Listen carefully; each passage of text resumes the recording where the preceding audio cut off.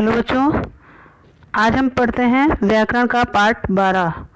पाठ का नाम है कारक। कारक के विषय में कुछ जानकारी प्राप्त करने से पहले सबसे पहले हम ये जान लें कि कारक का शाब्दिक अर्थ क्या होता है और कारक को किस नाम से जाना जाता है और इसका संबंध किससे किससे होता है।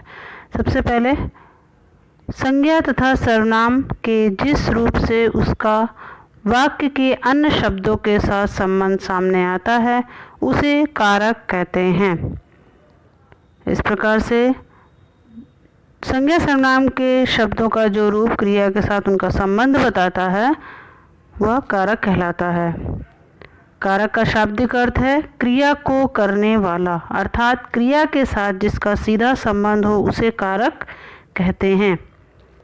कारक की यहाँ पे कई परिभाषा हैं, जो आपको सही उचित लगे उसे आप याद कर लीजिएगा। हिंदी में कारक को परसर्ग के नाम से भी जाना जाता है। संज्ञा या सर्वनाम के जिस रूप से उसका संबंध क्रिया तथा वाक्य के अन्य शब्दों के साथ जाना जाता है वह कारक कहलाता है। इस प्रकार से संज्ञा की परिभाषा यहाँ पर दी गई है और यही सही है। जो आपको उचित लग रही हो वो आप उसको समझ लीजिएगा। इस प्रकार से अब एक चीज़ हम ये जान लें कि हिंदी में कारक की संख्या क्या है। हिंदी में कारकों की संख्या 8 होती है। पहला कर्ता कारक, दूसरा कर्म, करण, संप्रदान, अपदान, अधिकरण, संबंध और संबोधन कारक।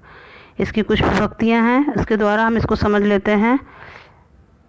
कर्ता अर्थात क्रिया को करने वाला, इसकी विभक्ति ने है। कर्म, कर्म जिस क्रिया का प्रभाव पड़ा अर्थात जो क्रिया है उसका प्रभाव किस पर पड़ रहा है वो कर्म कारक। करण कारक जिस साधन से क्रिया हो रही है वो करण कारक। संप्रदान जिसके लिए क्रिया की गई हो वह संप्रदान कारक। अपदान जिससे अलगाव या पृथकता का भाव स्पष्ट हो वहाँ पे अपदान कारक। अधिकरण क्रिया करने का स्थान या आधार जहाँ हमको ज्ञात होता है वहाँ अधिकरण कारक होता है। संबंध, संबंध बताने वाला।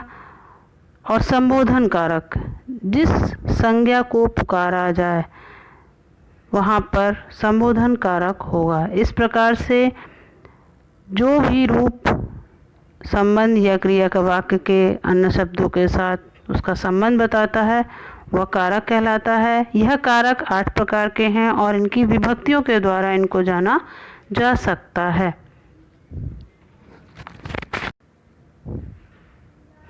आइए अब इस 8 प्रकार के कारक को हम अलग अलग रूप में समझ लें कि ये कारक जितने भी प्रकार हैं या कारक के भेद हैं इनका अलग अलग परिभाषा जान लें और उदाहरण के द्वारा स्पष्ट कर लें। सबसे पहला है कर्ता कारक। कर्ता कारक क्या होता है? वाक्य में जिस शब्द के द्वारा काम करने का बोध होता है उसे कर्ता कारक कहते हैं। जिस शब्द के द्वारा काम करने का बोध अर्थात जो काम करने वाला है उसका बोध होता है वहाँ पर कर्ता कारक होता है। जैसे बालक ने पुस्तक पढ़ी, यहाँ पुस्तक किसने पढ़ी? बालक ने। तो करने वाला बालक है, कर्ता कारक यहाँ पर है। इस पर कर्ता का बोध यहाँ स्पष्ट हो रहा है। कर्म कारक क्या है? वाक्य में क्रिया का प्रभाव या फल जिस शब्द पर पड़ता है उसे कर्म कारक कहते हैं। कर्म अर्थात क्रिया का जो प्रभाव पड़ रहा है, जो क्रिया हो रही है वो कर्म कारक है। जैसे राम ने रावण को मारा तो यहाँ पर कर्म कारक है। गुरु ने शिष्य को शिक्षा दी, यहाँ पर कर्म कर रहा है। कौन कर रहा है ये भी पता है और क्या कर रहा है ये भी पता चल रहा है। इस प्रकार से यहाँ पर कर्म कारक हुआ। तीसरा करण कारक। करण का शाब्दिक अर्थ साधन, क्रिया को करने के लिए कर्ता जिस साधन की सहायता लेता है उसे करण कारक कहते हैं। यहाँ पर उदाहरण के द्वारा देखिए, राम ने रावण को धनुष से मारा। यहाँ पर कर्ता भी है, कर्म है और किसकी सहायता से वो काम हो रहा है वो भी स्पष्ट हो रहा है। धनुष से मारा तो यहाँ पर साधन के द्वारा यह स्पष्ट हो रहा है कि वह कार्य किसके द्वारा किया जा रहा है और किस साधन के द्वारा। तो यहाँ पर करण कारक हुआ। संप्रदान कारक, संप्रदान का अर्थ होता है किसी को कुछ देना या प्रदान करना जिसके लिए कार्य किया जा रहा है। उदाहरण, वह आपके लिए फल लाया है। यहाँ पर कार्य किया जा रहा है या दिया जा रहा है या प्रदान किया जा रहा है। जैसे वह किसके लिए फल लाया है, वह आपके लिए फल लाया है, मतलब दूसरों को प्रदान किया जा रहा है। इस प्रकार से यहाँ संप्रदान कारक होता है।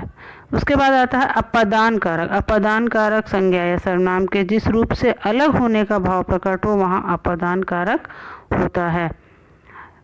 यहाँ पर उदाहरण के द्वारा देखिए, वृक्ष से पत्तियाँ गिरती हैं, वृक्ष से पत्तियाँ अलग हो रही हैं। इस प्रकार से यहाँ अलग होने का भाव स्पष्ट हो रहा है, अतः यहाँ अपादान कारक हो सकता है। अगला 6 नंबर हमारा कारक आता है संबंध कारक। संबंध कारक क्या है? संज्ञा या सर्वनाम के जिस रूप से किसी अन्य शब्द के साथ संबंध या लगाव प्रतीत होता है वहाँ पर संबंध कारक होता है। अर्थात उदाहरण के अनुसार देखिए, अनीता सुनीता की बहन है, यहाँ पर दोनों में संबंध प्रकट हो रहा है। इस प्रकार से यहाँ संबंध कारक है। हमारा घर हरिद्वार में है, यहाँ पर भी एक संबंध या लगाव प्रतीत हो रहा है, जैसे घर कहाँ पे है, हरिद्वार में है, तो दोनों का एक संबंध है, यहाँ पर भी संबंध कारक हुआ। इस प्रकार अब 7वां कारक हमारा आता है अधिकरण कारक। क्रिया के अधिकरण कारक क्या है? क्रिया होने के स्थान व काल को बताने वाला रूप अधिकरण कारक कहलाता है।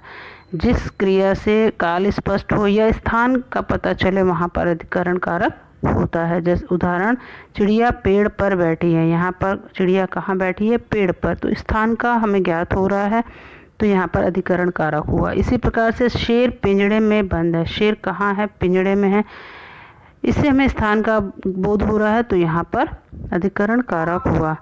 इस प्रकार से अधिकरण कारक अर्थात स्थान और काल का बोध कराने वाले शब्द। अगला कारक है हमारा संबोधन कारक। संबोधन कारक क्या है? संज्ञा के जिस रूप से किसी को पुकारा या बुलाने का ज्ञान हो वहाँ संबोधन कारक होता है। संबोधन कारक को पहचानना बहुत ही आसान है। जैसे जहाँ पर बुलाने या पुकारने का ज्ञान हो या उस शब्द से हमें पता चले कि यहाँ पर पुकारा जा रहा है या बुलाया जा रहा है, वहाँ पर संबोधन कारक होगा। एक मेन खास बात यहाँ पर यह है कि इस वाक्य को लिखते समय विस्मयादि बोधक चिन्ह लगाना आवश्यक होता है, और विस्मयादि बोधक चिन्ह के द्वारा हम इस वाक्य को पहचान लेते हैं कि यहाँ पर संबोधन कारक है। इस प्रकार से उदाहरण के द्वारा इसको स्पष्ट कर लेते हैं। अरे भाई तुम अब तक कहाँ थे, यहाँ पर विस्मयादि बोधक चिन्ह का प्रयोग हुआ है, और यहाँ पर इस वाक्य के द्वारा ही यह स्पष्ट हो जा रहा है कि यहाँ पर संबोधन कारक है।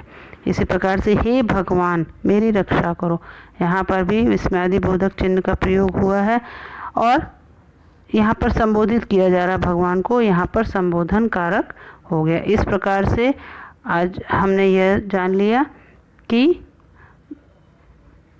यहाँ पर कारक 8 प्रकार के होते हैं और ये किस तरह से इनको पहचाना जा सकता है। कभी कभी वाक्य में कारक का प्रयोग विभक्ति चिन्ह के बिना भी होता है। इस प्रकार से संज्ञा तथा सर्वनाम के जिस रूप से उसका संबंध क्रिया तथा वाक्य के अन्य शब्दों के साथ जाना जाता है वहाँ कारक होता है। कारक 8 प्रकार के होते हैं और इनके परसक भी अलग अलग होते हैं।